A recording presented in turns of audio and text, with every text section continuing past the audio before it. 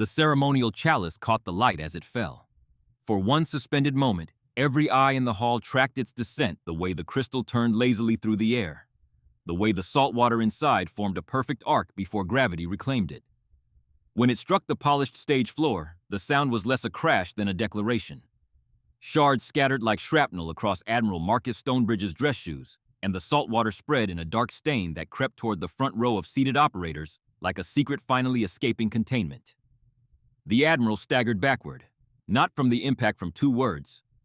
His face, weathered by 30 years of command in the most dangerous theaters on Earth, drained of color so completely that the Marine Corps general seated in the front row half rose from his chair, thinking the 62-year-old man was suffering a cardiac event.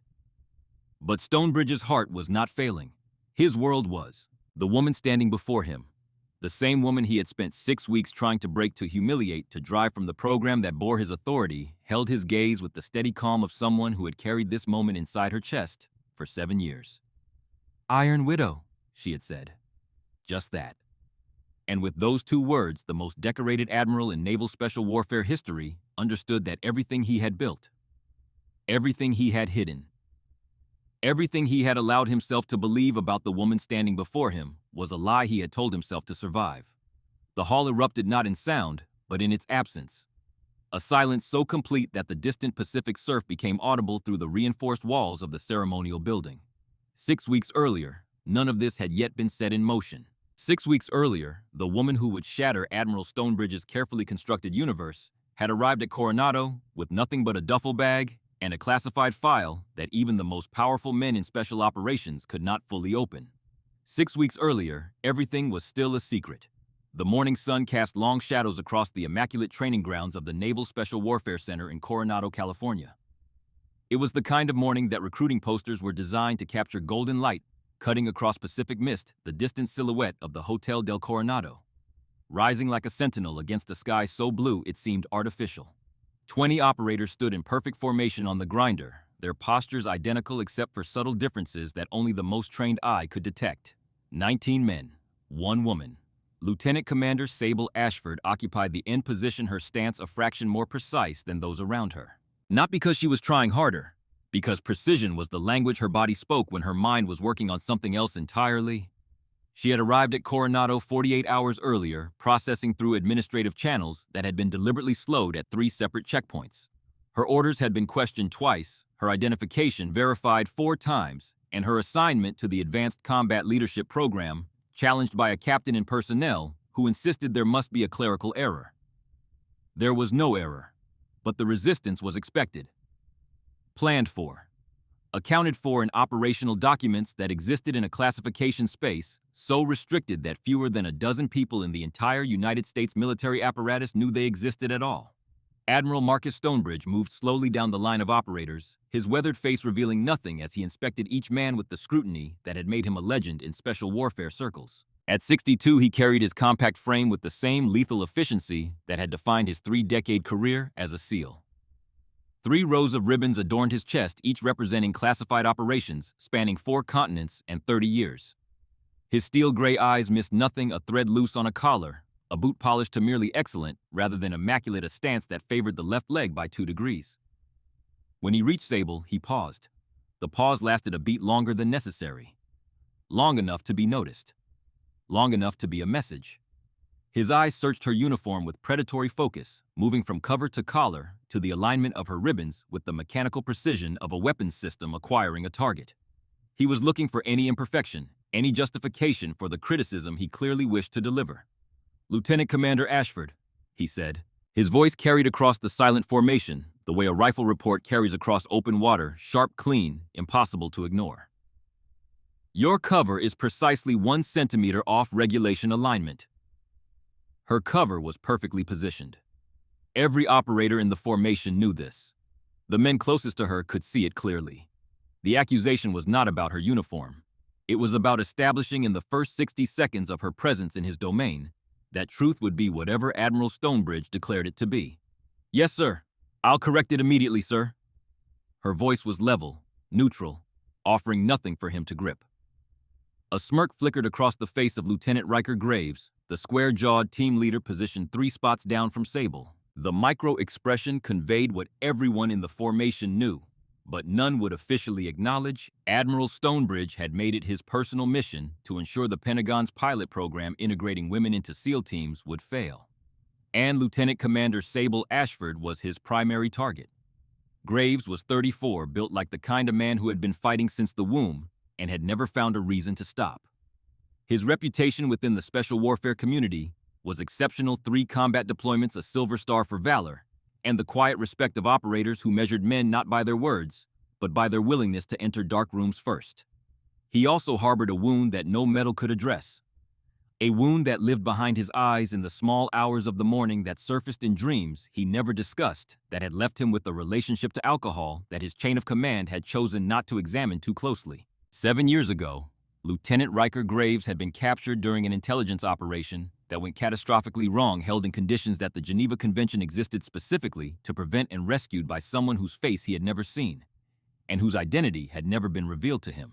He carried the memory of that rescue like a stone in his chest, the voice in the darkness telling him to hold on, the impossible strength of arms that dragged him 3 miles through mountain terrain. Despite his shattered femur, the final whispered words before consciousness left him entirely. He did not know it yet, but the woman standing at the end of his formation was the owner of that voice.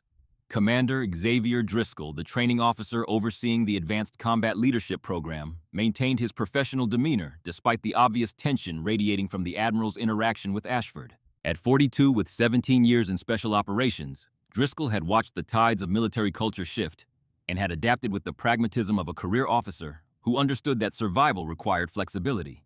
He harbored his own doubts about female operators in certain combat scenarios. These doubts were professional rather than personal, rooted in physiological data about sustained load-bearing capacity and upper body strength differentials that no amount of political pressure could erase from the laws of physics. But he kept these concerns separate from his duty to provide equal training to all qualified candidates.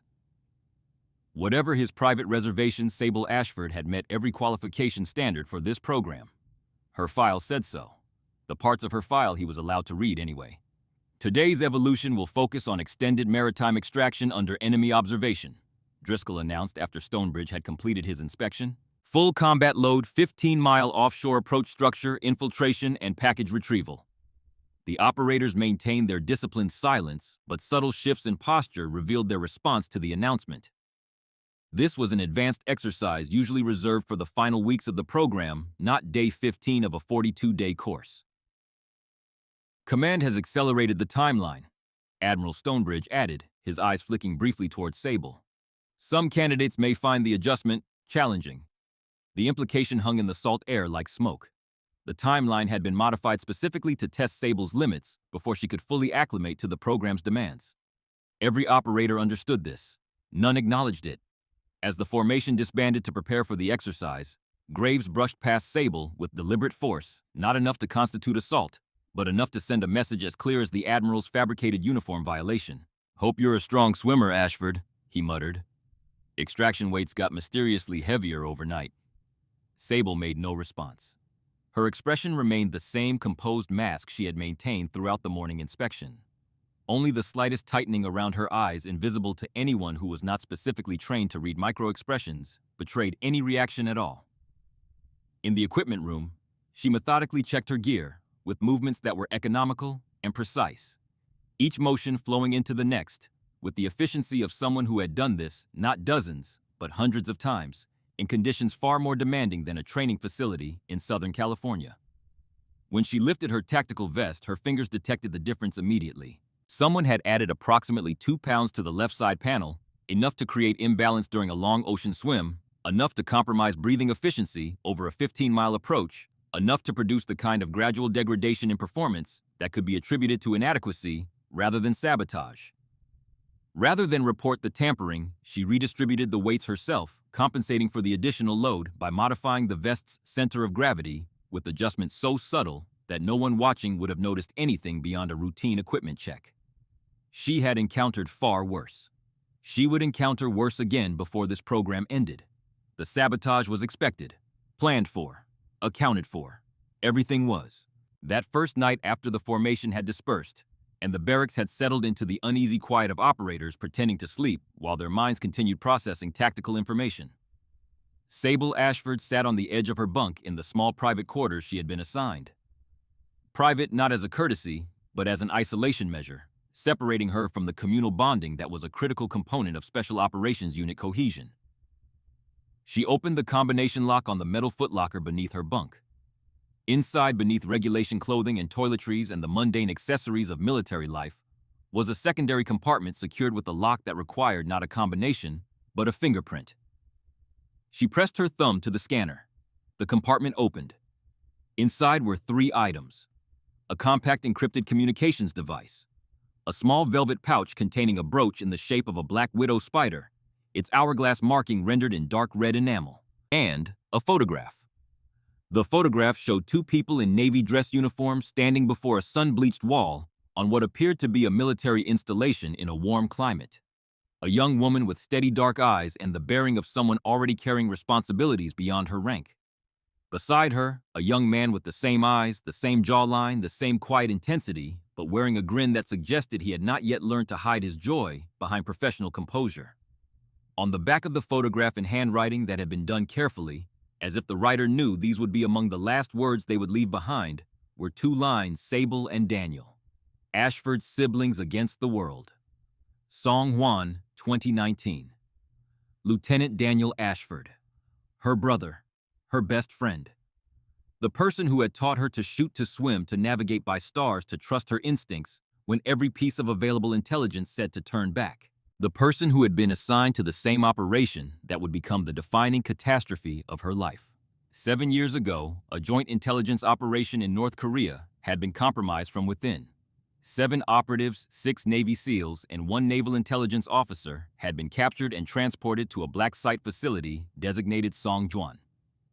The political sensitivity of American military personnel operating covertly in North Korean territory made official rescue operations impossible. The captured men were classified as unrecoverable, a bureaucratic euphemism meaning they would be left to die in foreign darkness so that no diplomatic complications would arise from their rescue. But someone had refused to accept that classification. A lone operative working under a designation so classified that it existed outside the standard chain of command had penetrated the Songjuan facility, neutralized its security apparatus, and extracted 6 of the 7 captured Americans across 3 miles of mountain terrain to an extraction point where a submarine waited in waters that officially contained no American military presence. 6 of 7. Not 7 of 7. The operative had reached Daniel Ashford last. He had been held in a separate section of the facility, subjected to interrogation techniques that had left him unable to walk, barely able to breathe, clinging to consciousness through nothing but the stubborn refusal to die that had always defined him. "Don't carry me," he had whispered when she found him. Even through the tactical mask that concealed her identity, even through the blood and the darkness and the sound of alarms that meant their window was closing, he had recognized his sister's hands. Take them out first. Take them all. The math was simple, and it was merciless. 1 trip, 1 person. The man with the broken femur, Riker Graves, though she did not know his name, then would die within the hour without medical evacuation. Daniel would die within the hour regardless of what she did. His injuries were beyond field medicine, beyond hospital medicine, beyond anything except the gentle mercy of time running out. She had carried Graves 3 miles through mountain terrain in darkness, his broken femur immobilized with a field splint that she had fashioned from materials scavenged inside the facility. She had loaded him and 5 other barely conscious operators onto the extraction vehicle. She had sent them toward the submarine, and then she had gone back. But by the time she reached Daniel's cell again, the light he had promised to keep on had gone out. He was still smiling. She had sometimes wondered in the 7 years since whether that smile was real, or whether her memory had invented it as an act of mercy toward herself. She would never know. What she did know, what had kept her moving forward through 7 years of investigation, cover identities, and the patient construction of an operation so complex that only a handful of people understood its full scope, was that the Songjuan mission had been compromised from inside the American intelligence apparatus. Someone with high-level access had provided operational details to North Korean intelligence. Someone had sent 7 Americans into a trap. Someone had killed her brother, and that someone was connected to access codes belonging to Admiral Marcus Stonebridge. Sable placed the photograph on the small shelf above her bunk, positioned so it would be the first thing she saw each morning and the last thing she saw each night. She did not speak to it. She had stopped speaking to Daniel's photograph 3 years into the operation when she realized that the conversations were becoming less about maintaining motivation and more about maintaining sanity. Instead, she simply looked at his face for a long moment. Then she locked the footlocker, extinguished the light, and lay down in the darkness to prepare her mind for what was coming. 6 weeks.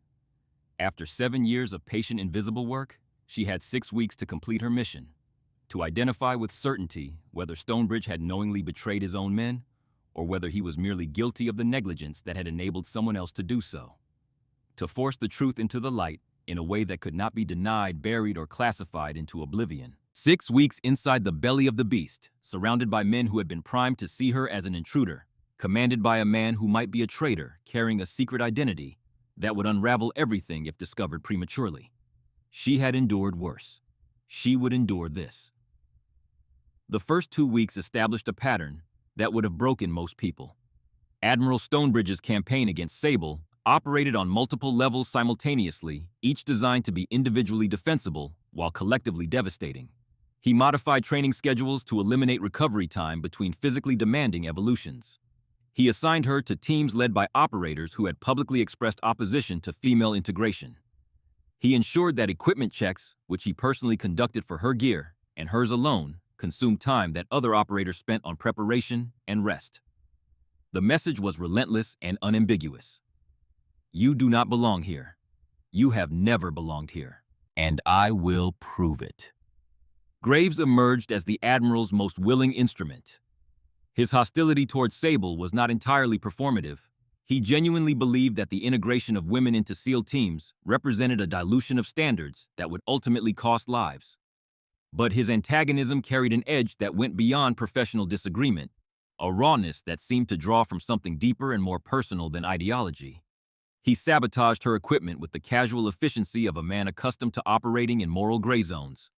2 pounds added to her vest here. A communication frequency subtly altered there. Training materials for upcoming evolutions conveniently omitted from her briefing packets. Sable detected and compensated for each act of sabotage without reporting a single one. This restraint was not passivity, it was strategy. Every act of sabotage Graves committed was another data point in the behavioral profile she was constructing. Not of Graves himself, but of the command culture that Stonebridge had created. A culture where a decorated officer could openly undermine a fellow operator without consequence. A culture where loyalty to the Admiral's personal agenda superseded professional standards. A culture where secrets could flourish. Lieutenant Callum Mercer was the first crack in the wall of hostility surrounding her. Mercer was the youngest operator in the program, 26, just 8 months out of Bud/S training, carrying himself with the particular combination of earned confidence and lingering uncertainty that characterized new SEALs still calibrating their place in the hierarchy. He had qualified for the Advanced Combat Leadership Program on the strength of exceptional aptitude scores and a physical performance record that placed him in the top 3% of his Bud/S class. He watched Sable with the attention of someone who had been trained to observe not with hostility, but with the professional curiosity of a young operator who recognized capability when he saw it and was honest enough to acknowledge confusion when that capability exceeded anything he could explain. During the underwater approach on day 15, he had seen it clearly. The hand signals she used to communicate with her team were not standard SEAL protocol. They were more efficient, more precise, drawn from a tactical vocabulary that Mercer had only heard rumors about techniques supposedly developed for deep cover operations in denied maritime territories. He filed the observation away and said nothing, but he began watching more carefully. The extraction exercise on day 15 was designed to fail. Not officially, of course. On paper, it was a standard maritime training evolution, full combat load, 15-mile offshore approach structure infiltration package retrieval. But the parameters had been quietly adjusted to create conditions that would be exceptionally challenging for any operator and potentially impossible for one who was simultaneously managing sabotaged equipment and hostile teammates. Admiral Stonebridge observed from the command vessel his presence an unusual deviation from normal training oversight that signaled the personal importance he placed on this particular evolution. Extraction packages have been positioned at the northwest corner of the target structure. His voice came through the operator's communication systems as they prepared to enter the water. Teams will compete for retrieval. First team to secure the package and return receives priority selection for next month's classified deployment. The announcement transformed the exercise instantly. What had been designed as a collaborative training evolution was now a competition, one that incentivized every operator to ensure Sable's team lost. Graves's team entered the water first, disappearing beneath the surface with practiced efficiency. Sable's four-person team followed 30 seconds later, with Sable taking point position. Beneath the waves, the Pacific was a different world. Green-tinted water reduced visibility to 15 meters. 4-foot swells created a rhythmic surge that tested core stability with every stroke. The combat load, even without sabotage weight, transformed the 15-mile swim from a challenging exercise into an endurance test that would push operators to the limits of their physical reserves. Sable led her team through the underwater approach with the fluidity that seemed to contradict the conditions. Where other operators fought the current, she read it, adjusting her approach angle by fractions of degrees to convert the ocean's energy from obstacle to ally.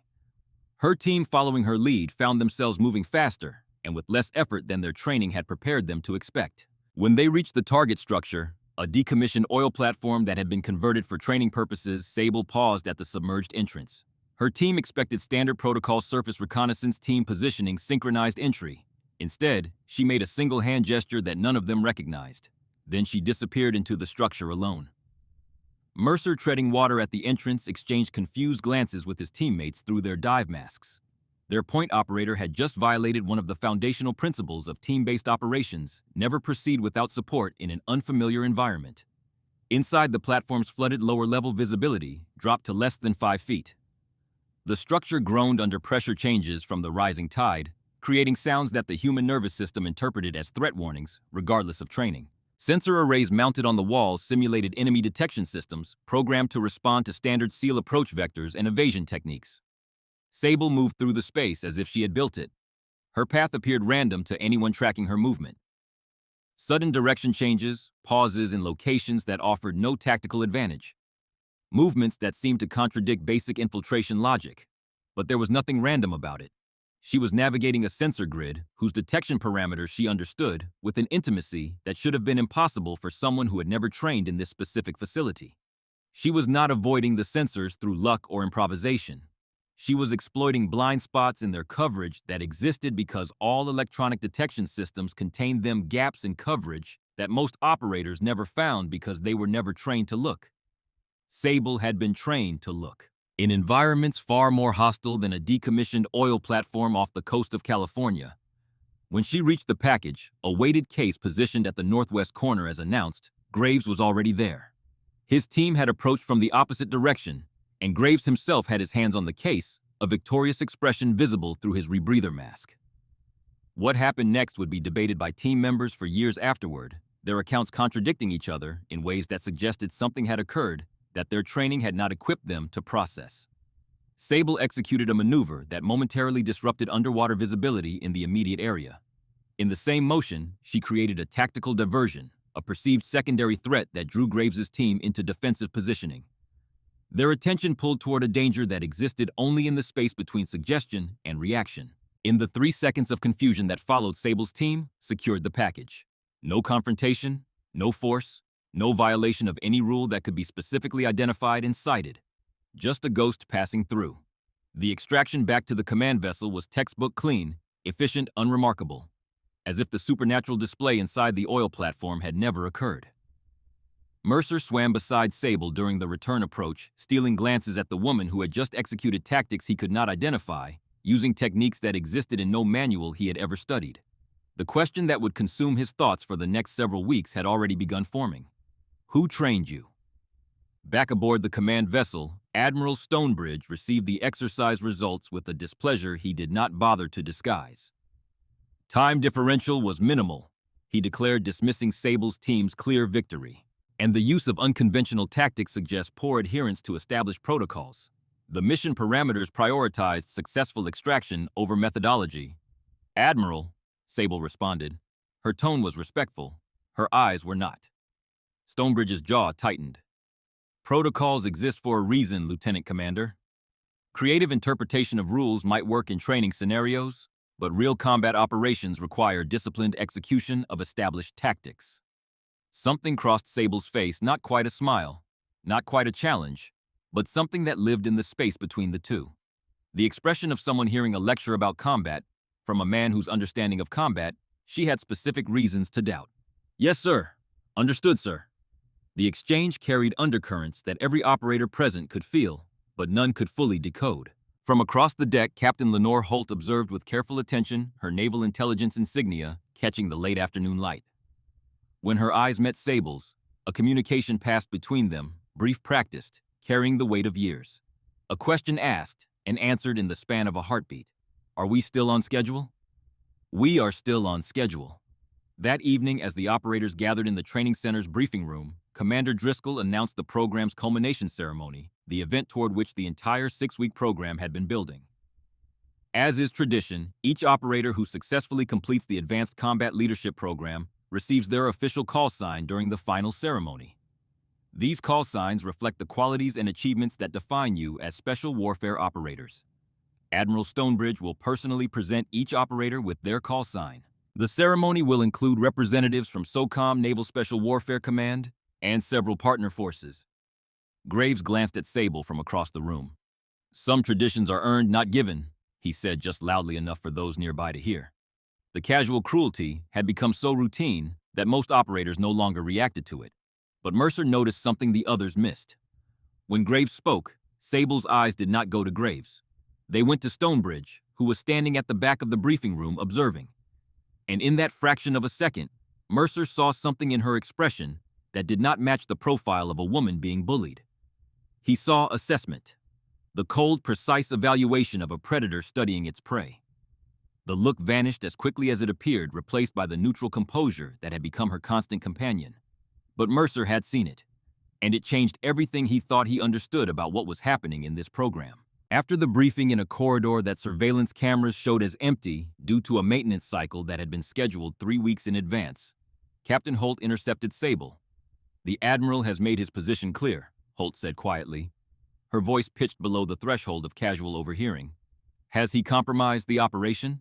Sable asked, matching Holt's volume precisely. No, he's behaving exactly as projected. The final assessment comes at the ceremony. All parameters remain unchanged. Sable nodded once. And the package arriving before the ceremony 7 years to the day. A shadow passed over Holt's features. Not fear, she was not built for fear, but something adjacent to it. Concern, perhaps. The awareness that 7 years of invisible work was approaching its conclusion, and that conclusions by their nature carried the highest risk. Will you maintain position? Holt asked, studying Sable's face with the attention of someone trained to read the difference between composure and collapse. Until the mission is complete, Sable confirmed. They separated without farewell. Neither woman noticed Lieutenant Callum Mercer standing in the shadows of an adjacent hallway, his expression troubled by the cryptic exchange he had just overheard. 7 years. He had caught that number, and it matched nothing in Sable Ashford's official service record, a record that described a career trajectory of Annapolis graduate Naval Intelligence Officer Surface Warfare Transfer and Female Integration Program Selectee. A record that Mercer was beginning to suspect had been constructed with the same careful precision that Sable applied to everything else. A cover story, built to withstand casual inspection, not built to withstand the attention of someone who was watching very carefully indeed. The following days brought a series of evolutions designed with a specificity of cruelty that left no doubt about their intended target. Each training scenario contained elements calibrated to exploit perceived weaknesses. Upper body endurance tests, with loads increased by 15% over standard land navigation exercises through terrain selected for maximum physical punishment, tactical planning sessions, where Sable was systematically excluded from key discussions by teammates operating under Graves's unspoken direction. Through each challenge, she maintained performance that was precisely calibrated, never failing, never excelling so dramatically that it invited questions she was not yet prepared to answer. Walking the razor's edge between competence and invisibility. During a tactical planning exercise, Graves deliberately excluded her from strategy discussions, then criticized her contribution as insufficient during the formal debrief. Stonebridge, observing the session, nodded approvingly. Operational planning requires comprehensive situational awareness, the Admiral commented, something that appears to be lacking in certain participants. Driscoll frowned at the obvious bias but kept his response measured. All teams achieved mission objectives within parameters. Lieutenant Commander Ashford's team actually registered the lowest casualty projection. Theoretical projections are meaningless compared to actual field experience. Stonebridge dismissed. Some types of experience cannot be simulated or trained for. They must be lived. The statement settled over the room like a challenge. The meaning was clear regardless of her performance in training. Sable lacked the combat experience that separated real operators from pretenders. She did not respond. She did not need to. The irony of the accusation was so complete, so perfectly inverted from reality, that any response would have been less eloquent than silence. The man lecturing her about combat experience had been rescued from a combat zone by the woman he was lecturing. But that truth lived in a classified space that Stonebridge did not have access to. Not yet. At the end of week 2, Sable received a communication that changed the trajectory of the operation. Holt delivered the message in the same secure corridor during the same manufactured camera blind spot. This time, the information she carried was not a status update. It was an escalation. "We have confirmed activity on the Songjuan network." Holt said, her voice tight with controlled urgency. "The access codes used to compromise the original mission, Stonebridge's codes, they've been active again. Inside this facility, within the last 72 hours. Sable processed this information with the external calm that had become her operational signature. Inside, the implications reorganized her understanding of the situation with the violent clarity of a detonation. For 7 years, the working assumption had been that the Songjuan Compromise was a historical event, a betrayal that had occurred, been covered up, and remained dormant. The investigation had been designed to identify the responsible party and bring them to accountability through exposure, not through the prevention of an active threat. But if the codes were active again inside Coronado, within the time frame of her presence in the program, then the situation was not historical. It was current. The enemy was not a ghost from 7 years ago. The enemy was here. Now. Operating in the same facility where she slept, trained, and maintained a cover identity that suddenly felt as thin as tissue paper. "Has the access been traced to a specific terminal?" Sable asked. "Working on it. The codes were routed through multiple internal systems. Someone with sophisticated knowledge of the facility's network architecture is covering their tracks." Stonebridge has that knowledge. So do at least a dozen other personnel with administrative access to the training center's classified systems. Sable considered this. Her brother's face surfaced in her mind. Not the face from the photograph smiling in sunlight, but the other face. The one from Songjuan. The one that visited her in dreams she had learned to endure but never to prevent. "The ceremony is in 4 weeks," she said. "Everything converges there. If whoever is using those codes intends to act, the ceremony provides maximum opportunity, maximum concentration of high-value targets, maximum international visibility, maximum chaos potential. Or maximum exposure," Holt countered. "If we can identify the source before then." "Then we identify the source before then," Sable agreed. "But the ceremony remains the primary operational milestone. Whatever happens in the next 4 weeks, we do not alter the timeline." Holt studied her for a long moment. 7 years is a long time to carry a mission, Sable. "Some debts can only be repaid in full." The words carried a weight that had nothing to do with operational planning and everything to do with a photograph in a locked footlocker and a promise made to a dying man in a facility on the other side of the world. Sable returned to her quarters that night and sat on the edge of her bunk in the darkness. She did not open the footlocker. She did not look at Daniel's photograph. She did not need to. His face was always with her, as constant as her own heartbeat, as permanent as the scar on her left shoulder, where a North Korean guard's blade had found its mark during the extraction. 4 weeks remained. After 7 years of patient, invisible work, 7 years of cover identities and classified briefings, and the slow, methodical construction of a case that would withstand the scrutiny of military justice, the endgame was approaching. She lay back on her bunk and stared at the ceiling, running scenarios, calculating probabilities, preparing for contingencies that ranged from complete operational success to catastrophic compromise. In every scenario, the ceremony remained the convergence point. In every scenario, 2 words remained the weapon she would deploy when the moment arrived. Iron Widow. The name that would shatter an admiral's world. The name that would honor a brother's sacrifice. The name that for 7 years had existed only in the most restricted classified spaces, spoken in whispers by those few who knew what it represented. Soon it would be spoken aloud. in a room full of generals and admirals and operators and dignitaries. Before the man who had built his reputation on the ashes of the mission it represented. Soon. But not yet. Patience, Daniel had once told her, was the only weapon that never ran out of ammunition. She closed her eyes and let the Pacific surf fill the silence. 4 weeks. She could wait. Week 3 began with rain.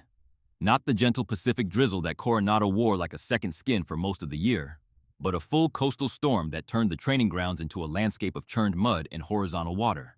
The kind of weather that separated operators who performed from operators who endured. Commander Xavier Driscoll stood beneath the overhang of the Tactical Operations Center, watching the 20 candidates of the Advanced Combat Leadership Program prepare for the night infiltration evolution.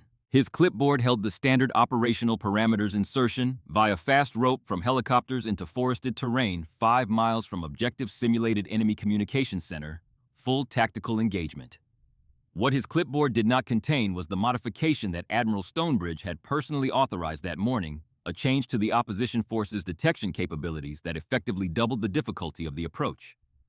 A modification applied to the exercise after the operational briefing had already been delivered to the candidates. Driscoll had raised his objection through proper channels. The objection had been noted and dismissed.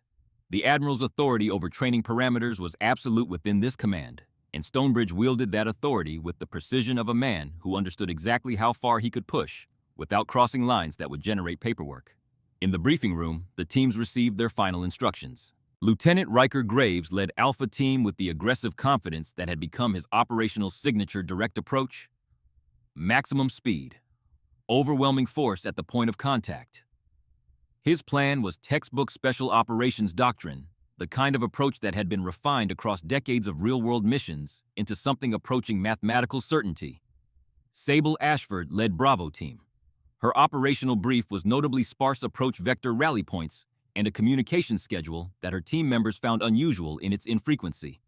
Where Graves planned to maintain constant tactical communication, Sable's plan called for extended radio silence. Minimal electronic signature, she explained when her team's communications specialist questioned the approach. The opposition force will be monitoring standard frequencies. We go quiet, we go slow, we go invisible. The specialist exchanged a glance with his teammates. Going quiet in hostile terrain meant trusting your point operator with your life in a more literal sense than usual. It meant navigating by hand signal and physical proximity in conditions where visibility would be measured in feet rather than yards. It meant trusting Sable Ashford in a way that none of them had been prepared to do. But orders were orders, and something in the way she delivered them, not with the bluster of someone compensating for uncertainty, but with the quiet absolute conviction of someone who had done exactly this before, made argument feel not just insubordinate, but foolish. The helicopters lifted off at 2100 hours into a sky that had swallowed the moon entirely. In the Tactical Operations Center, Admiral Stonebridge occupied the command position with the proprietary comfort of a man surveying his personal domain. The wall-mounted displays showed real-time tracking data from both teams.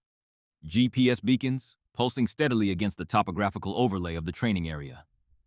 Beside him, General Warren Briggs observed with the measured interest of a Marine Corps officer who had been specifically invited to evaluate the female integration program's progress.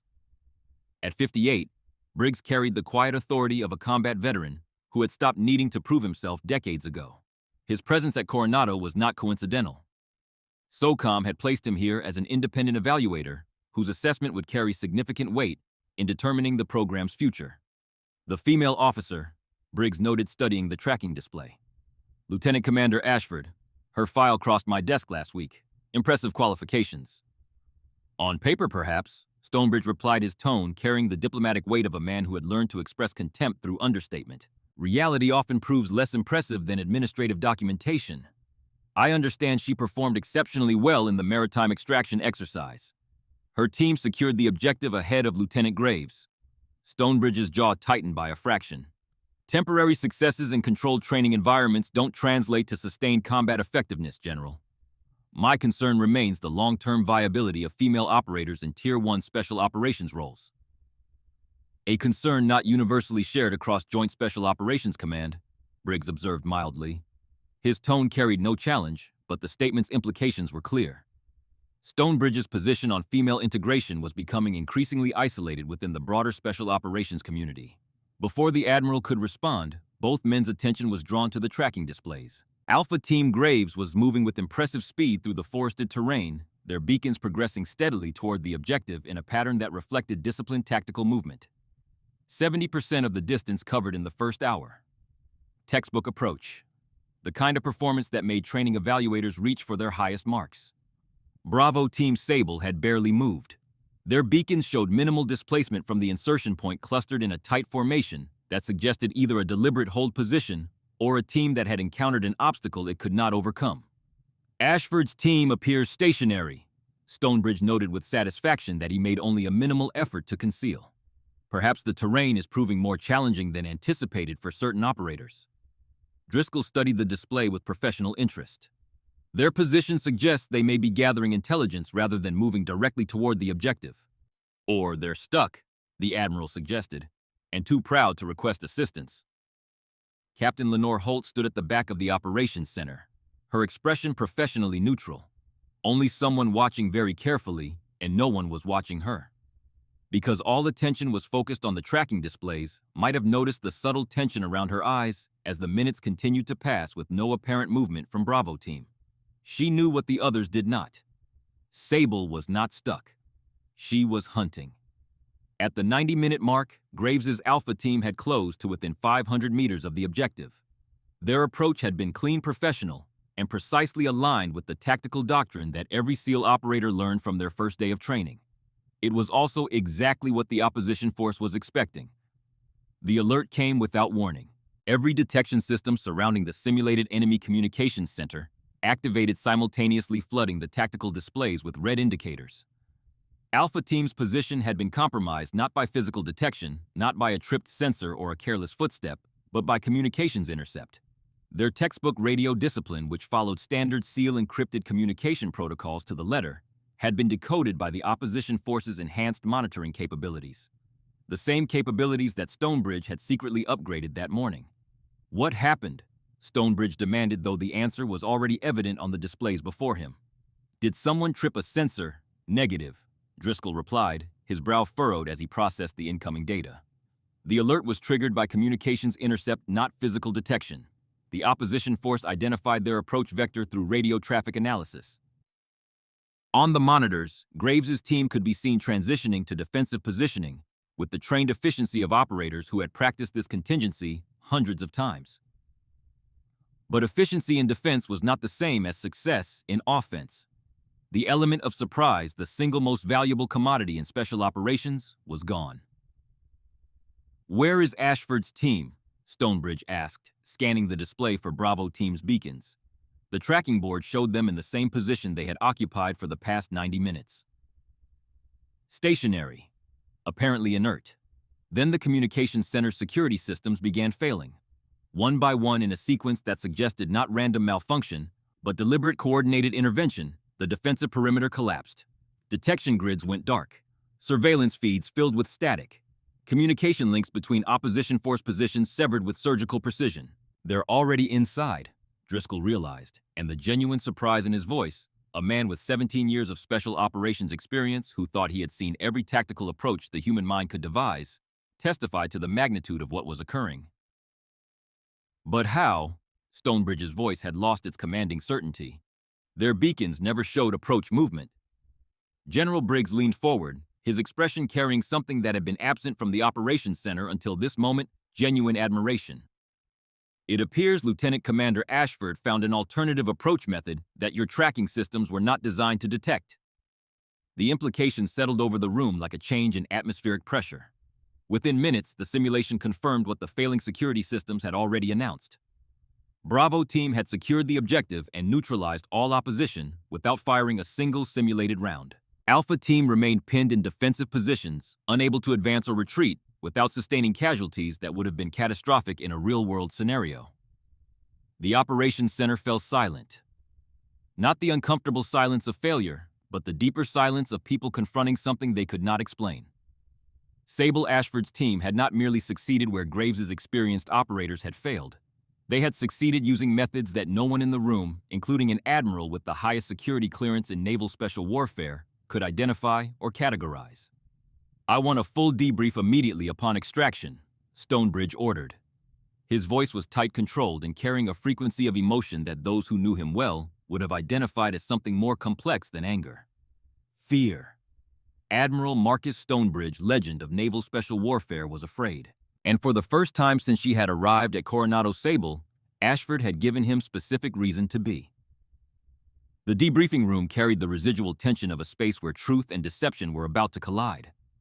Sable stood before the tactical display, her damp uniform evidence of the hours she had spent in conditions that would have exhausted most operators. Nothing in her bearing suggested fatigue. She presented her team's approach with the methodical precision of an after-action report, each tactical decision explained in terms that were technically accurate and strategically incomplete. The seasonal drainage ravine that did not appear on standard topographical maps. The modified equipment configuration that increased movement efficiency by 22%. The repurposed communication gear that had enabled the intercept of opposition force transmissions. Each explanation was plausible. Each was insufficient. And everyone in the room knew it. Stonebridge slammed his palm against the table. Enough evasions, Lieutenant Commander. You employed classified techniques outside the scope of this training program. Techniques that you have no documented training or authorization to utilize. With respect, Admiral, Sable replied, her composure as impenetrable as it had been on day one. My full operational history and training record contains classified sections that are not accessible at this briefing's security level. I have Alpha 9 clearance, Stonebridge countered. There is no operation conducted by naval special warfare that I cannot access. The silence that followed carried the weight of revelation. Yes, sir, Sable said. You do. 2 words. 3 if you counted the honorific. And yet they detonated in the room with the force of a shaped charge. Because the logical completion of her statement was devastating in its simplicity if the Admiral's highest clearance level did not grant access to her operational history. Then, whatever she had done existed outside the boundaries of naval special warfare entirely, which was in the official understanding of military special operations impossible. From her position at the back of the room, Holt stepped forward smoothly. Admiral, perhaps we should continue this discussion in a more appropriate setting.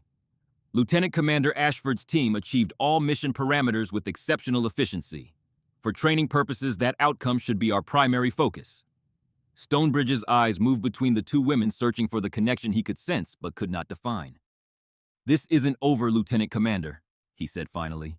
It was the statement of a man who had spent 30 years controlling every variable in his operational environment and was now discovering that a variable existed which he could neither control nor comprehend. Sable met his gaze with the patience of someone who had been waiting 7 years for exactly this moment of realization.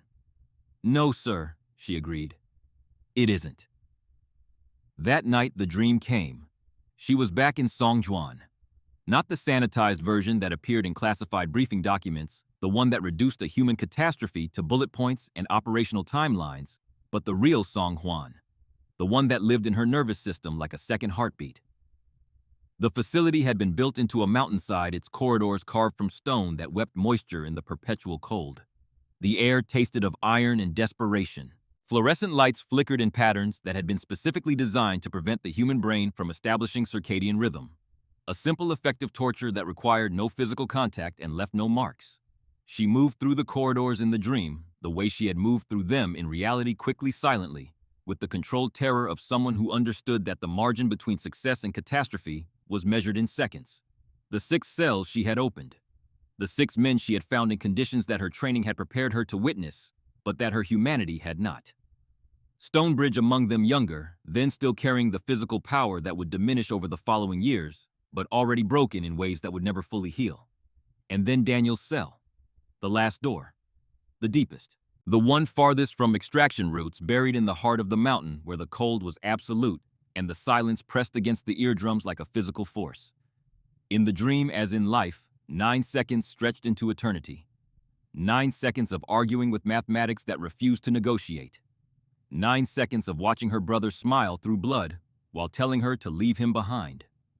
She woke at Coronado with her hands shaking and moisture on her face that she did not acknowledge. She lay still until the trembling subsided, employing breathing techniques that she had used so many times they had become as automatic as her heartbeat. She was not the superhuman ghost that the Iron Widow legend described. She was a woman who had made an impossible choice and had spent 7 years living with the consequences while simultaneously hunting for the person whose betrayal had forced that choice upon her. She looked at the ceiling of her quarters and waited for dawn. The facility malfunction occurred on a Tuesday. Later analysis would determine that the word malfunction was generous to the point of fiction. What happened inside the close-quarters battle training complex on the morning of Day 23 was sabotage, deliberate, sophisticated, and potentially lethal. The CQB facility had been configured for a standard urban warfare exercise. Multi-story structure complex interior architecture simulated opposition forces controlled by the training cadre. 20 operators divided into 4-person teams rotating through scenarios designed to test tactical decision-making under stress. Sable's team was clearing the second floor when the fire suppression system activated, not with the training-grade smoke markers that the exercise called for, but with actual incendiary components that filled the corridor with toxic fumes and genuine flame. Simultaneously, the facility's security lockdown engaged. Steel doors that were designed to seal individual sections in the event of a real emergency slammed shut with pneumatic finality, trapping operators in compartments that were rapidly filling with smoke.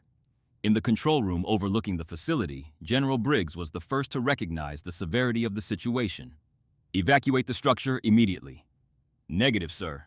The technical officer reported, his voice tight with the particular tension of someone watching a training exercise transform into a genuine emergency. "The lockdown has sealed standard access points. System reset can only be performed from the main control node inside the structure." On the monitoring screens, the situation deteriorated in real time. Most teams moved efficiently toward alternative exits, their special operations training transitioning seamlessly from simulation to real-world emergency response. But one team was trapped. Graves and 3 other operators were in a section where the smoke was densest, their path to extraction blocked by a security door that had sealed during the lockdown. The monitoring system showed their vital signs elevating as the air quality in their section degraded from dangerous to critical. "Get me communications with that team," Stonebridge ordered from his position beside Briggs. "Comms are intermittent. Last transmission indicated they were seeking alternative egress through the east utility shaft." On another monitor, Sable's team was visible, not moving toward an exit, but moving deeper into the structure. Their direction was unmistakable. They were heading for the main control node. "What is Ashford doing?" Stonebridge demanded. "Her team should be evacuating." General Briggs watched the monitor with focused intensity. "She appears to be addressing the source of the problem rather than its symptoms, Admiral." The monitoring system flickered as smoke increasingly obscured camera coverage. Fragmentary images showed Sable encountering a collapsed ceiling section debris from the fire that had blocked the primary route to the control node. Without hesitation, she redirected her team toward the nearest evacuation route and continued alone. "That is a direct violation of protocols," Stonebridge observed. "No operator proceeds without team support in hazardous conditions." Briggs did not respond. His attention was fixed on the intermittent images tracking Sable's solitary progress through corridors that were becoming increasingly lethal with each passing minute. She moved through the smoke-filled passageways with the confidence of someone navigating from a perfect mental map. No hesitation, no backtracking, no wasted movement. Each turn selected with precision that suggested not improvisation, but intimate knowledge of the facility's architecture, knowledge that went beyond what any training candidate should possess. When she reached the sealed door separating her from Graves's trapped team, she bypassed the electronic security system in under 30 seconds. The door released. Smoke billowed through the opening as the pressure differential equalized, and through it came Graves and his 3 teammates, coughing but mobile. Graves looked at her through streaming eyes. For a moment, just a moment, something ancient stirred behind his expression. A memory fighting to surface through years of assumption and scar tissue. The shape of a voice in darkness. The feel of being carried by arms that should not have been strong enough. She did not pause to acknowledge the recognition forming in his eyes. There was still the control node to reach, still a facility full of operators breathing increasingly toxic air. The route to the control node took her through the worst of the fire. Temperatures in the corridor registered levels that would produce second-degree burns on exposed skin within minutes. She moved through it with the economy of someone who understood exactly how long she could sustain exposure and was calibrating her pace to that knowledge. When she reached the control node, her hands executed a complex sequence of commands that the technical officer watching from the control room would later describe as impossible without specialized training that is not part of any SEAL curriculum. Systems responded. Fire suppression activated properly. Lockdown protocols disengaged. Emergency ventilation cleared the toxic atmosphere. Within minutes, the facility was safe. In the aftermath, operators gathered at the medical checkpoint. Graves sat on a treatment bench, oxygen mask over his face, eyes tracking Sable as she reported to Commander Driscoll with the same composed efficiency she brought to every interaction. Nothing in her demeanor suggested she had just performed an emergency response that should have been beyond the capabilities of any standard SEAL officer. The oxygen mask came away from his face. "How did you know the bypass sequence for those security doors?" he called across the treatment area. "That's proprietary technology. Even I don't have that clearance." Sable paused, turning to meet his gaze directly. "Sometimes training includes elements that don't appear in standard documentation, Lieutenant." "That wasn't training," he pressed. His voice carried something new. Not hostility, not the reflexive antagonism that had characterized their every interaction for weeks, but something rawer. The sound of a man whose certainties were crumbling. "Nobody gets trained on proprietary security overrides except—" He stopped. The word he had been about to say lodged in his throat as a new possibility, one that he had never considered that his assumptions had made impossible, forced its way into his consciousness. "Except who, Lieutenant?" she asked quietly. Before he could answer, a voice cut through the medical area with the authority of a man accustomed to commanding silence. "Lieutenant Commander Ashford, my office. Now."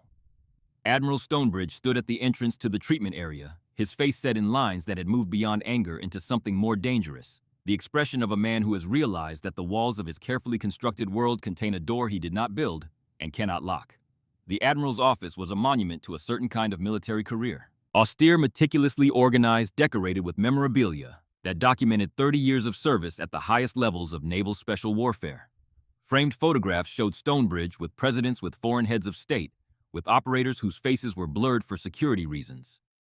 A glass case contained medals and commendations that testified to a career of exceptional achievement. Sable stood at perfect attention before his desk, her uniform still carrying the acrid smell of the smoke she had navigated to save the lives of the men this admiral commanded. "Explain yourself," Stonebridge said. The door had barely closed before the words were out. "How did you access those security protocols? Standard emergency override procedures, Admiral?" "Don't insult my intelligence, Commander. Those were not standard overrides. That was a proprietary sequence known only to system developers and certain specialized units." "Then perhaps my previous assignments included relevant training, sir." Stonebridge moved around his desk with the deliberate physicality of a man who had spent decades using his presence as a weapon. He stopped close enough that she could smell the coffee on his breath, the starch in his uniform, the faint undercurrent of aftershave that had probably been his signature since before she was born. "I have reviewed every accessible record of your service," he said, his voice low and controlled. "Annapolis graduate, naval intelligence for 3 years, lateral transfer to surface warfare, then selection for the female integration pilot program. Nowhere in that history is there any indication of specialized training in advanced security systems. Not all training appears in accessible records, Admiral." "I have the highest possible security clearance," he snapped. "Yes, sir, you do." The same words, the same devastating implication. And this time in the privacy of his office without the buffer of other officers and the constraints of formal protocol, the impact was visible. Stonebridge stepped back. The movement was small, barely 6 inches, but for a man who had built his entire career on never retreating, it was seismic. "Who are you really working for, Ashford C.?"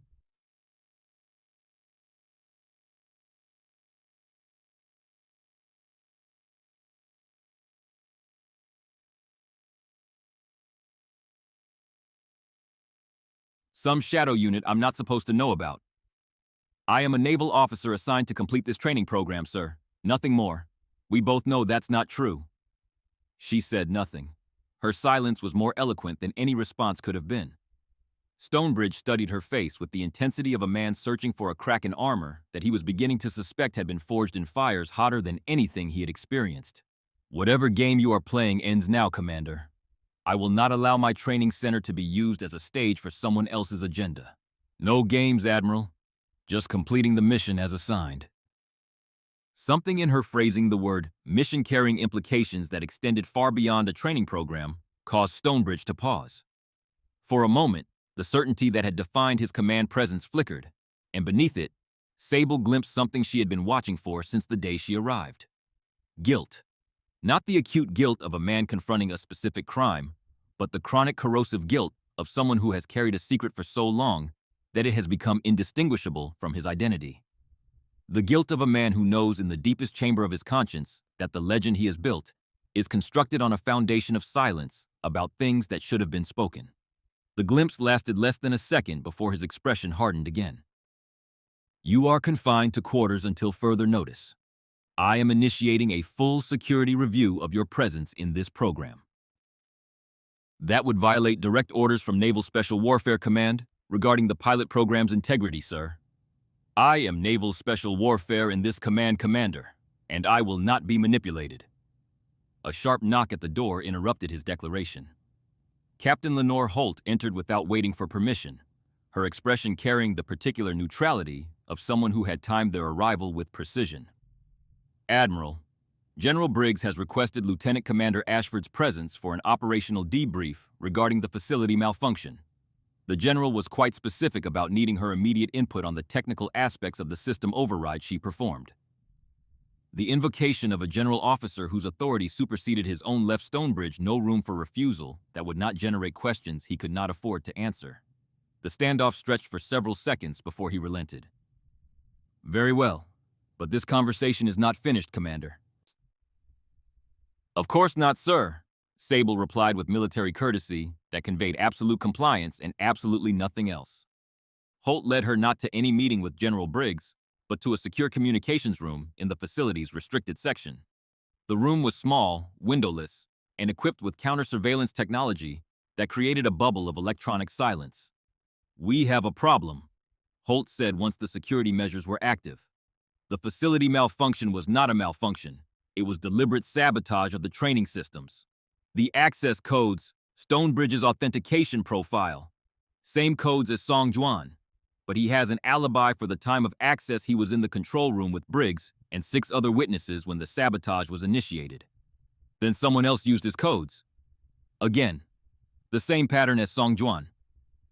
The access originated from a terminal in the equipment maintenance section, a section with limited personnel access and no surveillance coverage during the maintenance window.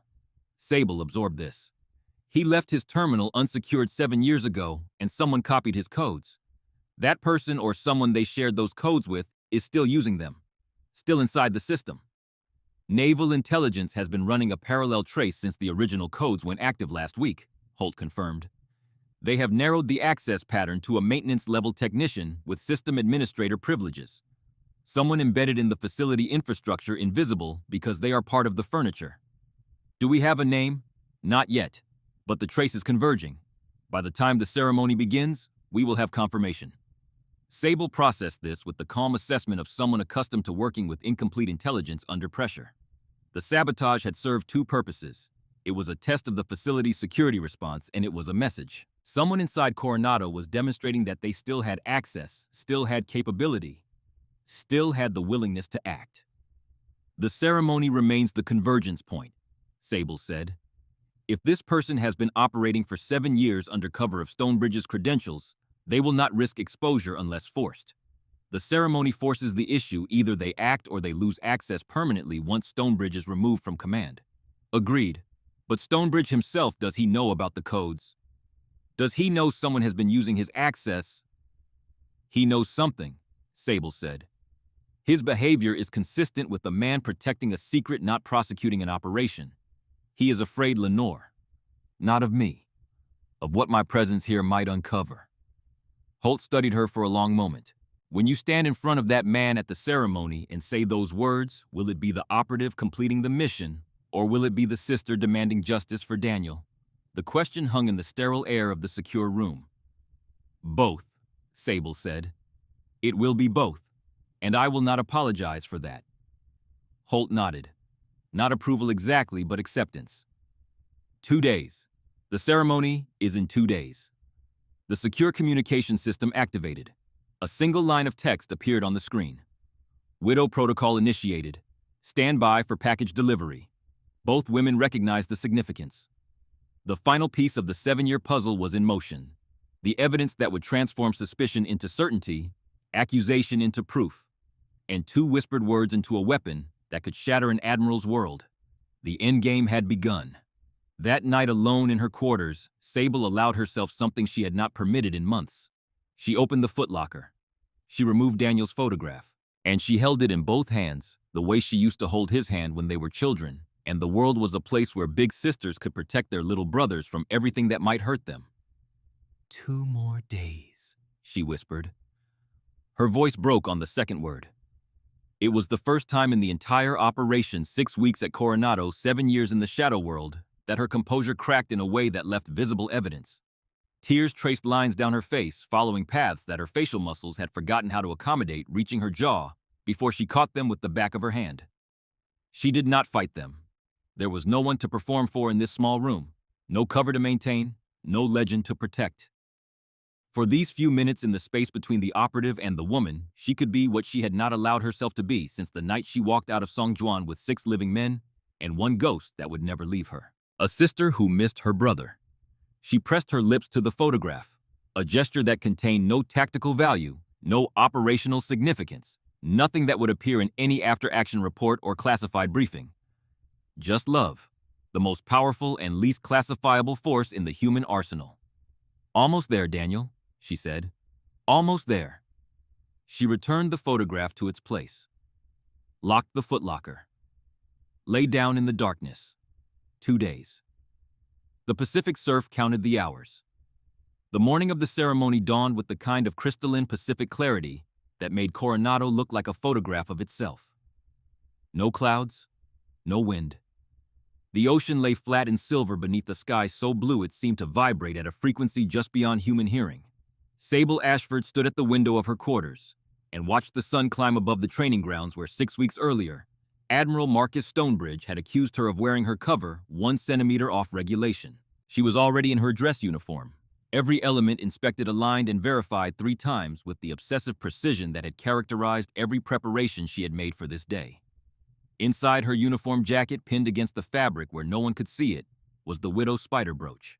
Its weight was negligible, less than half an ounce of metal and enamel, but she felt it against her chest, the way an astronaut feels the curvature of the Earth. A constant orienting pressure that reminded her where she was and why she was here.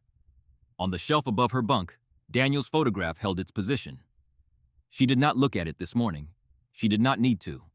Everything she needed from that photograph, the love, the grief, the promise, the rage that lived beneath both, was already loaded and chambered inside her, as ready as any weapon she had ever carried. At 07:30, a knock at her door announced Lieutenant Riker Graves. She opened the door to find him standing in the corridor with an expression she had never seen him wear in 6 weeks of interaction. Not hostility, not mockery, not the studied indifference of a man performing superiority for an audience of peers. What she saw on his face was something far more difficult for a man like Graves to carry. Uncertainty. "Commander," he said, "may I speak with you off the record?" She stepped aside to let him enter. He stood in the center of her small quarters with the physical awkwardness of a large man in an unfamiliar space, his hands finding no comfortable position clasped behind his back. Then at his sides, then briefly touching the edge of her desk before retreating. "I don't know how to say this," he began. "Then say it directly, Lieutenant. We have a ceremony to attend." He met her eyes. For the first time since she had arrived at Coronado, Riker Graves looked at Sable Ashford without the filter of assumption, without the armor of prejudice, without the comfortable certainty that he understood what she was and where she belonged. "The fire," he said. "When you came back for us, when you opened that door and the smoke cleared and I saw you standing there, something happened to me that I have been trying to explain to myself for 2 days and I cannot." He paused, swallowed, continued. 7 years ago, in a place I am not supposed to talk about, someone saved my life. I never saw their face. They wore a tactical mask the entire time. But I heard their voice. When they told me I was not going to die in that place, when they told me to hold on, when they said the words that kept me conscious for 3 miles of mountain terrain, with my femur shattered in 4 places, I heard that voice. And I have heard it in my dreams every night since. The silence in the room was total. 2 days ago, when you pulled me through that door and told me to move to keep breathing, to stay with you, I heard it again. The same voice, the same words, the same absolute certainty that death was not an acceptable outcome. His eyes searched her face with the desperate intensity of a man standing at the edge of a truth that would restructure everything he believed about himself. I don't know who you are, Commander. I don't know what you are doing here, but I need to know, am I wrong about this? Because if I am wrong, I can live with that. But if I am right, then everything I have done since you walked onto this base, every insult, every act of sabotage, every moment I stood beside the Admiral while he tried to break you, becomes something I don't know how to carry. Sable regarded him steadily. Behind her gaze, in the space where the operative met the woman, something shifted. A recognition that this man, this proud, damaged, frightened man who had spent 6 weeks trying to destroy her, was the same man she had carried through darkness 7 years ago. The man whose weight against her back had been the last physical sensation she registered before returning to a cell where her brother's body waited. What matters, she said quietly, is not whether you were wrong about me, Lieutenant. What matters is what you do with the truth when you finally have it. It was not a confirmation, but it was not a denial. And for Graves, standing in that small room with 7 years of unresolved questions pressing against the inside of his chest, it was enough. He nodded once, straightened his uniform, left without another word. Sable watched the door close behind him. Then she reached inside her jacket and touched the widow's spider brooch. "One more hour, Daniel," she said to the empty room. The ceremony hall had been transformed. The utilitarian auditorium of the Naval Special Warfare Training Center had been dressed in the formal regalia of an institution that understood the power of ritual. American flags flanked a raised stage where the sealed trident was displayed in polished bronze relief. Rows of chairs arranged with geometric precision held an audience that represented the concentrated authority of the American Special Operations community. General Warren Briggs occupied the front row beside 3 other flag officers, whose combined stars represented more than a century of military service. Behind them, foreign military attachés in their respective dress uniforms created a mosaic of international military cooperation. Officers from SOCOM Naval Special Warfare Command and several partner forces filled the remaining seats with the quiet intensity of people who understood that what happened in this room carried weight far beyond ceremony. The graduating operators sat in the front section, their dress uniforms immaculate, their postures reflecting the discipline that had carried them through 6 weeks of the most demanding training the military could design. 19 men, 1 woman. Sable occupied the end of the row, the same position she had held on day 1, the position of the outsider, the afterthought, the inconvenient presence that protocol required, but tradition resisted. Admiral Marcus Stonebridge stood center stage. He was magnificent in the way that certain men are magnificent when they occupy the exact center of their power.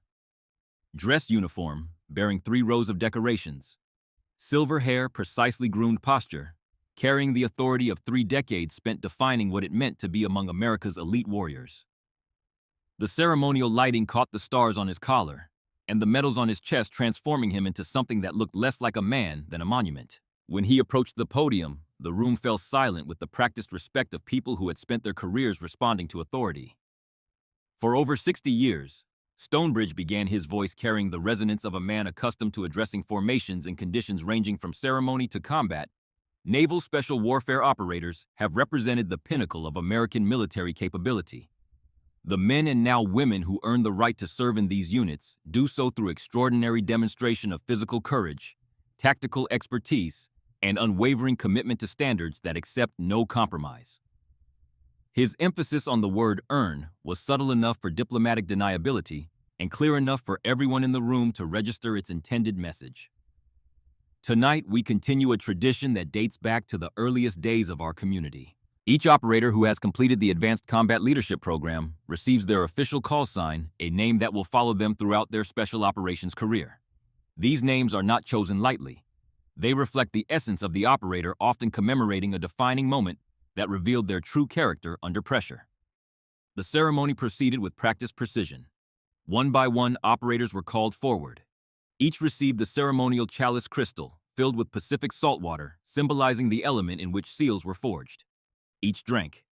Each received their call sign from the Admiral, accompanied by a brief citation of the achievement or quality it represented.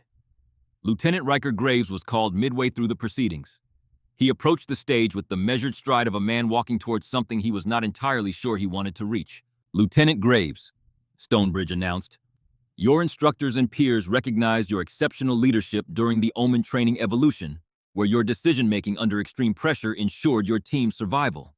You will be known as Beacon. Graves accepted the chalice, drank the salt water, exchanged the formal salute. But as he turned to return to his seat, his eyes found Sable in the front row. The look that passed between them lasted less than a second and carried the weight of 7 years. The ceremony continued. Names called, chalices raised, call signs bestowed. The row of graduating operators gradually emptied as each received their designation and returned to their seat with the quiet satisfaction of a milestone achieved, until only one chair remained occupied. The silence that settled over the hall when the last male operator returned to his seat was not the comfortable pause between ceremonial elements. It was the loaded silence of an audience that understood it was about to witness something beyond standard protocol. Stonebridge let the moment stretch. A skilled performer's instinct for dramatic timing, honed across decades of formal military occasions, told him that the pause itself was a weapon.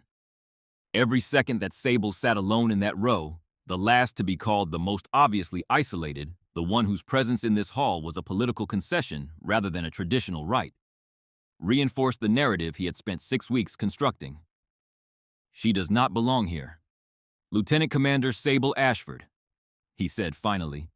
His voice carried the particular weight of a man who believes he is about to deliver the final stroke in a campaign of attrition. 6 weeks of pressure, sabotage, manipulation, and systematic humiliation had been building toward this moment. The public culmination of his effort to prove that the integration of women into SEAL teams was a failure that could be documented, cited, and used to dismantle the program entirely.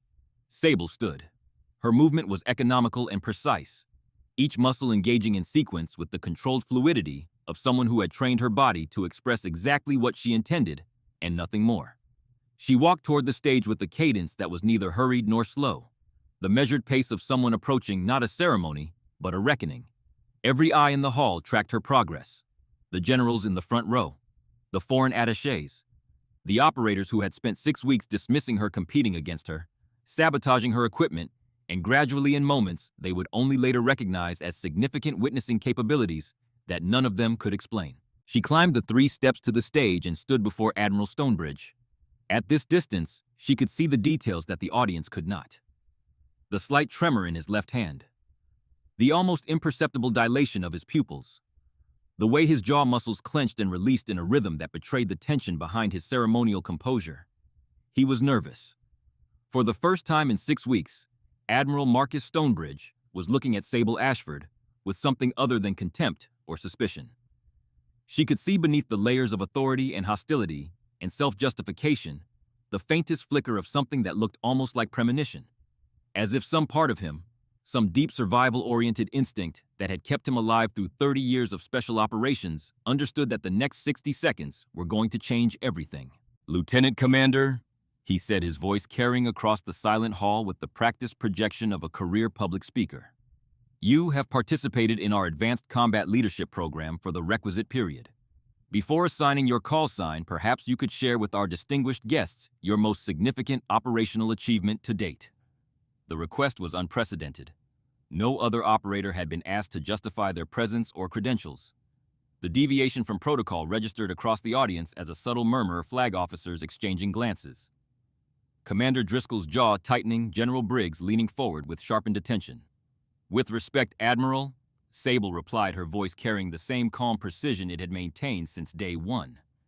"My operational history includes classified deployments that cannot be discussed in this setting." A thin smile crossed Stonebridge's face. "Of course, most convenient." He turned slightly to address the audience playing to the gallery, with the confidence of a man who believed his script was the only one being followed. "Call signs reflect achievement, character, and proven ability under fire. They are earned through demonstrable exceptional service, the kind that can be witnessed, verified, and honored by the community." He returned his attention to Sable, extending the ceremonial chalice with a gesture that was formally correct and comprehensively dismissive. "Nevertheless, tradition must be observed. Lieutenant Commander Ashford, what call sign have you been assigned by your instructors and peers?" The trap closed with elegant precision.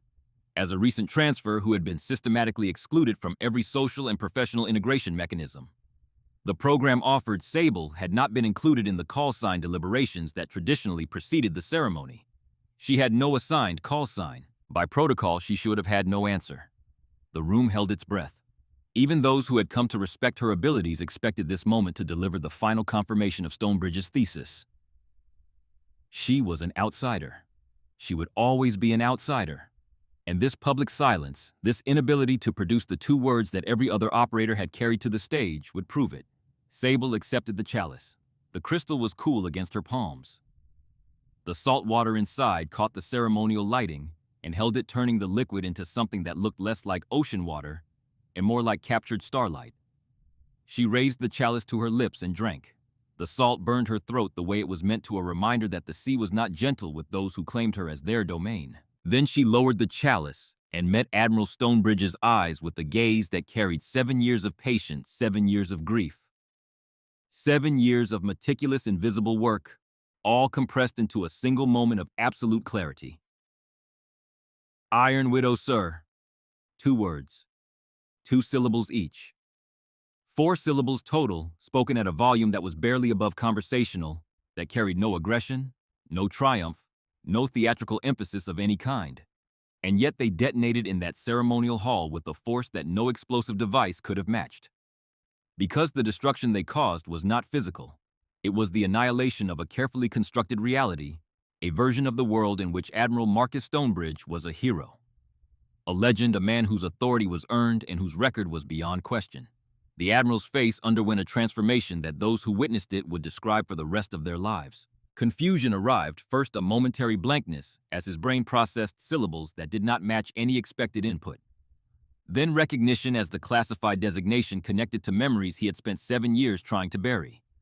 Then comprehension as the implications cascaded through his consciousness like dominoes falling in a chain that stretched back across years, across oceans, across the vast distance between who he pretended to be and who he actually was. Then, horror. The chalice he was holding slipped from fingers that had lost their ability to grip. It struck the polished stage floor and shattered, sending shards of crystal skating across the wood and salt water spreading in a dark stain that reached his shoes and kept going as if the secret it represented could no longer be contained by any vessel. He staggered backward. 1 step, 2. His hand found the edge of the podium and gripped it with the desperate strength of a man clinging to the last solid object in a world that had suddenly become liquid. "That's not possible," he whispered. The microphone caught the words and broadcast them to every corner of the silent hall. "Iron Widow is a classified designation. You cannot possibly—" At the back of the hall, Rear Admiral Lenore Holt rose from her seat. Her movement was deliberate, carrying the formal gravity of an action that had been planned and authorized at the highest levels of military command. She removed her captain's insignia. Beneath it, previously concealed by the careful arrangement of her uniform, was a star. Rear Admiral Lenore Holt. The revelation sent a visible ripple through the audience. A Rear Admiral operating undercover within a training program was extraordinary enough. That she had been doing so while appearing to serve as a mere captain, invisible, unremarkable, hiding in plain sight, spoke to an operation whose scope exceeded anything the observers had imagined. "Before Lieutenant Commander Ashford continues," Holt announced, her voice carrying the authority of her revealed rank, "I must inform this assembly that as of 0600 this morning, by order of the Joint Chiefs of Staff, the Song Juan mission and its aftermath have been fully declassified for review by the appropriate oversight authorities. All personnel present have been granted temporary clearance for the information that will now be disclosed." She paused, allowing the full weight of the statement to settle across the room. "Lieutenant Commander Ashford's identity as Iron Widow has remained classified at the highest levels for operational security purposes. Her assignment to this program was the final phase of a 7-year counterintelligence operation authorized by the Joint Chiefs and overseen by Naval Intelligence. The declassification established, Sable spoke. 7 years ago," she said, and her voice, though quiet, filled the room the way water fills a vessel completely inevitably, with no space left for anything else. 7 operatives, 6 Navy SEALs, and 1 Naval Intelligence officer were captured during a compromised intelligence operation in North Korea. They were held at a black site facility designated Song Juan, presumed unrecoverable due to the political sensitivity of their presence in denied territory. The words fell into silence so absolute that the air conditioning system became audible, a low mechanical hum that served as the only reminder that the world outside this room continued to function. Those operatives included then Captain Marcus Stonebridge. She paused to let the rank register. Captain, not Admiral. The man who now commanded this facility and wore 3 rows of decorations had been 7 years ago one of 7 prisoners in a facility that his own government had written off as a loss. After official rescue operations were deemed politically unviable, a single asset operating under the designation Iron Widow executed an unsanctioned extraction. 6 of the 7 operatives were recovered from the San Juan facility and transported across 3 miles of hostile mountain terrain to an extraction point where no American military presence officially existed. From the second row, a sound emerged that cracked the silence like a stone through glass. Lieutenant Riker Graves was on his feet, his chair pushed back with a force that scraped it across the polished floor. His face held the expression of a man watching a door open that he had believed was sealed forever. "You carried me," he said. His voice was thick, unsteady, stripped of every layer of toughness and bravado that had defined him for as long as anyone present had known him. 3 miles through those mountains, with my femur shattered. I never saw your face. They told us you were a local intelligence asset. They told us, his voice broke. They told us you were dead. The words landed across the audience like a physical force. Generals who had commanded thousands of soldiers in combat sat motionless, processing the collision between what they had believed and what was unfolding before them. From the third row, Commander Elias Rourke stood. Then Lieutenant Commander David Price. Then Warrant Officer Bram Sadler. 3 men who had been part of the captured team at San Juan, who had been in the audience as honored guests of the ceremony, and who were now rising to their feet with the simultaneous recognition of men who had just discovered the identity of the ghost who had saved their lives. As one, they rendered a formal salute. Not the casual acknowledgement of ceremony, not the automatic reflex that military personnel perform dozens of times daily, but the profound intentional salute of warriors honoring someone who had entered hell to bring them home. Holt continued, her voice cutting through the emotional weight with the precision of a scalpel. The San Juan mission was compromised through a security breach involving Admiral Stonebridge's personal access codes. During a classified briefing on the evening prior to the insertion, the Admiral left the briefing room for 23 minutes. His terminal was left unsecured.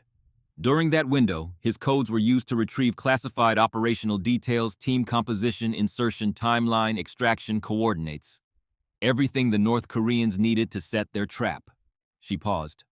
Furthermore, our 7-year investigation has determined that Admiral Stonebridge's codes were not merely used once. They were copied during that 23-minute window by a person with maintenance-level access to the facility's network. Those copied codes have remained active for 7 years, most recently used 2 weeks ago to sabotage the CQB training facility in this very installation, an act that endangered the lives of multiple operators, including Lieutenant Graves. She turned toward the technical support section at the side of the hall, where the facility's maintenance and operations personnel were seated.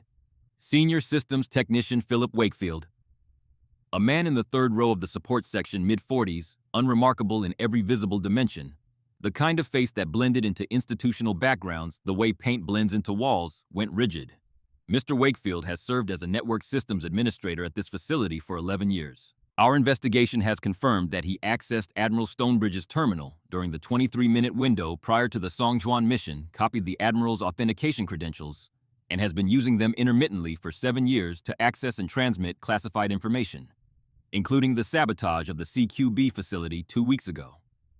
Wakefield stood. For a fraction of a second, his eyes swept the room, calculating exits, assessing distances, measuring odds with the cold efficiency of someone who had been operating in the shadows long enough to know when the shadows had run out. He took 1 step toward the side exit. Graves moved faster. The lieutenant covered the distance between his seat and Wakefield in 3 strides, his hand closing on the technician's arm with a grip that carried the weight of 7 years of captivity. 7 years of nightmares, 7 years of not knowing who had sent him into that darkness. 2 other operators flanked them within seconds. Wakefield did not resist. The calculation behind his eyes had already completed. There was no scenario that ended in escape. Naval intelligence personnel materialized from positions they had occupied since before the ceremony began and escorted Wakefield from the hall in silence. The room's attention returned to the stage where Sable and Stonebridge remained standing. He collapsed in the chair behind the podium. Admiral Stonebridge was not the architect of the San Juan betrayal, Sable said, addressing the room with the measured clarity of someone delivering a final operational summary. But his negligence leaving his terminal unsecured, creating the vulnerability that Wakefield exploited, enabled it. And for 7 years, the Admiral has known that his carelessness may have contributed to the compromise. He chose silence. He chose to build his career on the story of his rescue, while never acknowledging the role his negligence played in making that rescue necessary. She turned to face Stonebridge directly. 7 men were captured because of what happened in that 23-minute window, Admiral. 6 of them are in this room today. The 7th was my brother. The words landed with a weight that seemed to alter the room's gravity. Lieutenant Daniel Ashford, Naval Intelligence, the 7th member of the Song Juan team, the one I could not save. Her voice did not break, but it changed, becoming something rawer, something that lived closer to bone than the composed professional register she had maintained for 6 weeks. I reached him last. His injuries were beyond what field medicine could address. He knew it before I did. He told me to leave him, to carry the others out instead. And I did, because the math was simple and it was merciless, and my brother understood mathematics better than anyone I have ever known. She paused. When she continued, her words carried the particular quality of a burden being set down after a very long carry. I did not come here for revenge. I came here because Daniel deserved the truth about why he died, and because every operator who serves in this community deserves to know that the people who command them and the systems that protect them will be held accountable, not just for their successes, for their failures, for their silence. Stonebridge looked up from his chair. His face held the expression of a man who had been drowning slowly for 7 years and had only now broken the surface, not into air, but into the blinding light of truth. I never intended, he began. No, Sable said quietly. You never intended for anyone to die. You intended to take a 23-minute break. You intended to leave your terminal unsecured because you had done it before and nothing had happened.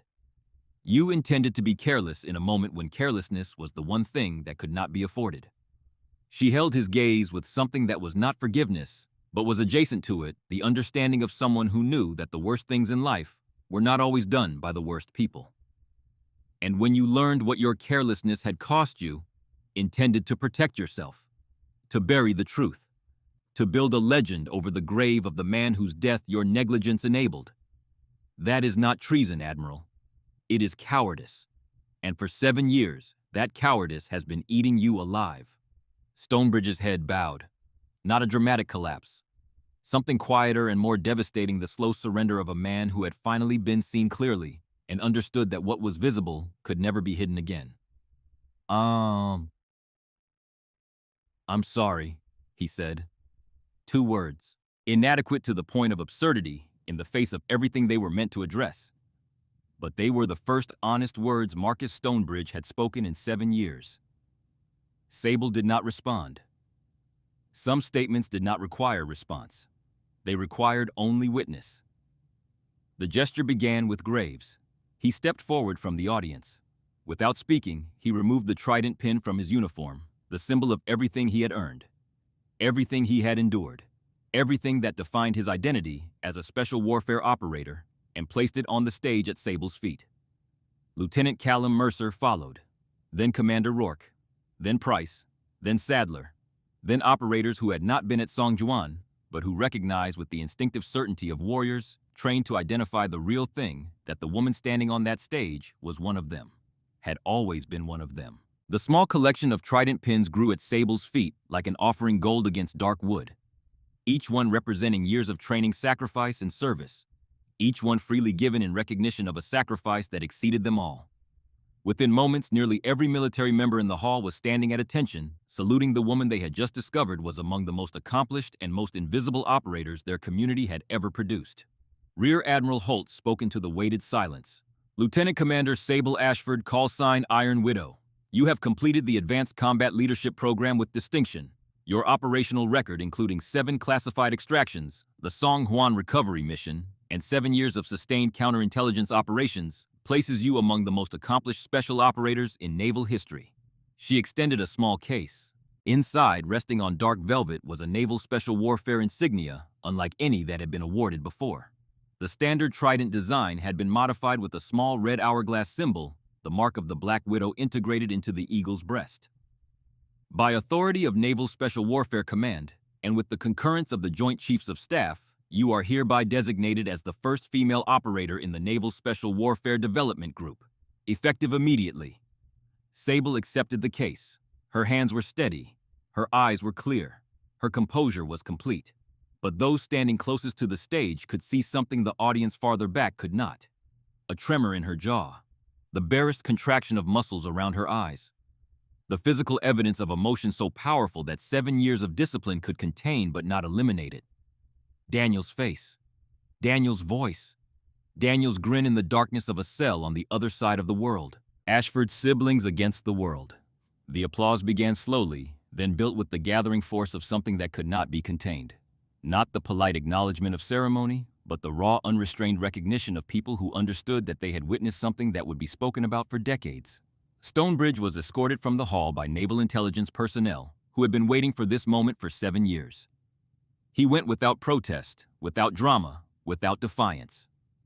He went with the silence of someone who had finally set down a weight that had been crushing him and discovered that the relief was indistinguishable from grief. Wakefield was already in federal custody, the evidence compiled across 7 years of patient investigation, now assembled into a case that would withstand the scrutiny of military tribunal. The man who had copied Stonebridge's codes, who had sold operational intelligence to North Korean handlers, who had hidden for 11 years behind the anonymity of a maintenance technician's badge, that man would face the full weight of military justice for the betrayal that had killed Daniel Ashford and nearly killed 6 others. 1 month later, the Advanced Combat Leadership Program welcomed its newest cohort. 20 operators stood at attention on the same grinder, where 7 weeks earlier, a woman had been told her cover was 1 centimeter off regulation. The morning sun cast the same long shadows across the same immaculate training grounds. The Pacific provided the same eternal soundtrack of surf against shore. But something had changed. Among the 20 operators stood 2 female lieutenants. Their expressions reflected the same disciplined focus as their male counterparts. Their postures carried the same trained precision. Their presence generated none of the hostility, none of the institutional resistance, none of the systematic persecution that had characterized the previous cohort's dynamics, because at the front of the formation stood Lieutenant Commander Sable Ashford. Her uniform bore the insignia of her new position as program instructor, a role created specifically for her designed to integrate her extraordinary operational experience into the training methodology that would shape the next generation of special warfare operators. The Widow spider pin remained on her collar, no longer hidden inside her jacket, but worn openly as an official recognition of her call sign and the legend it represented. Beside her in the assistant instructor position stood Lieutenant Riker Graves. Call sign Beacon. His transformation over the preceding weeks had been quiet and total, not the dramatic conversion of a man proven wrong, but the gradual realignment of someone who had been carrying his beliefs in the wrong direction and had found the courage to correct course. He never spoke publicly about what happened at the ceremony. When asked about his relationship with Commander Ashford, he offered only that she was the finest operator he had ever served with. Those who knew the full story understood that the statement contained depths Graves himself was still learning to navigate. Lieutenant Callum Mercer stood at the back of the formation in his capacity as a training facilitator. He carried himself with a quiet confidence that had settled over him in the weeks following the ceremony. The confidence of a young man who had witnessed something that clarified with permanent certainty what it meant to serve. This program will test every aspect of your capabilities as special warfare operators, Sable began. Her quiet voice commanded immediate attention, not through volume or force, but through the unmistakable authority of someone who had earned the right to every word she spoke. You will be evaluated not on where you came from or what you look like, but on what you contribute to your team and how you perform under pressure. Her gaze swept across the assembled operators, lingering briefly on the 2 female lieutenants, whose presence represented the first chapter of a story that her sacrifice had made possible. Some of you may have heard stories about recent changes in our command structure and training philosophy. Let me be clear. The standards have not been lowered. They have not been altered. What has changed is our recognition that excellence comes in many forms, and that true operational capability transcends every assumption we have been trained to make about its source. She paused, allowing her words to settle across the formation. Over the next 6 weeks, you will be pushed beyond what you believe possible. You will fail. You will succeed. You will discover that your preconceptions about yourself and others are often your greatest limitation. And when you complete this program, you will understand what truly matters in special operations, not who you are, but what you are willing to sacrifice for something greater than yourself. The formation held its silence, 20 pairs of eyes fixed on the woman at the front. The woman with the widow spider on her collar, and the weight of 7 years in her gaze, and the authority of someone who had walked into hell and walked out carrying other people's lives on her back. After the briefing, as the new cohort filed out to begin their first evolution, Mercer approached her. "Commander," he said, "I have been meaning to ask.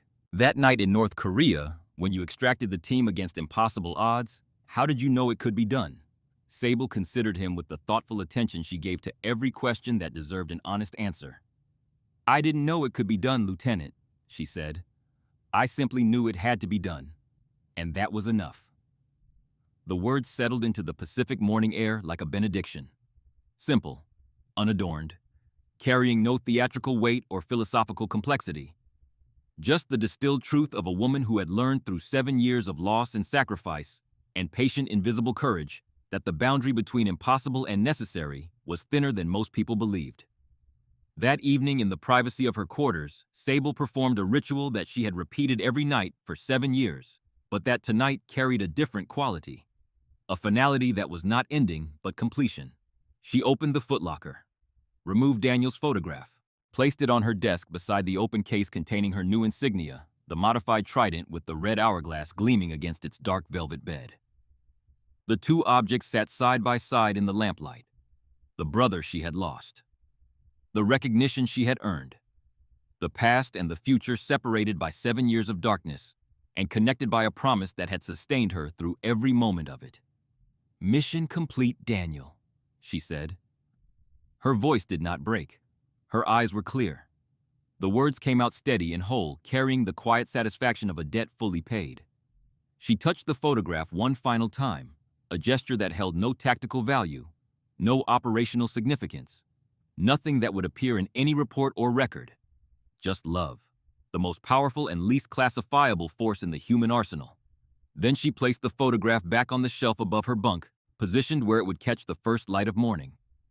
She closed the insignia case. She extinguished the lamp. In the darkness, the Pacific surf measured time the way it always had, patient, constant, indifferent to the dramas that played out along its shores. But tonight, the rhythm carried something new. Not the anticipation of a mission yet to be completed. Not the tension of secrets yet to be revealed. Peace. The particular hard-won peace of a woman who had carried an impossible weight across an impossible distance and had finally, after 7 years, set it down. Tomorrow would bring new challenges, new operators to train, new battles to fight within institutions that changed slowly and resisted change fiercely. The widow spider pin on her collar would draw questions and whispers, and the inevitable resistance of people who preferred their legends to remain invisible and their heroes to look the way heroes had always looked. But tonight, none of that mattered. Tonight, there was only the sound of the ocean and the photograph of a grinning young man in a Navy uniform, and the knowledge as certain as gravity that some promises are worth every year they take to keep. Sable Ashford closed her eyes, and for the first time in 7 years, she slept without dreaming.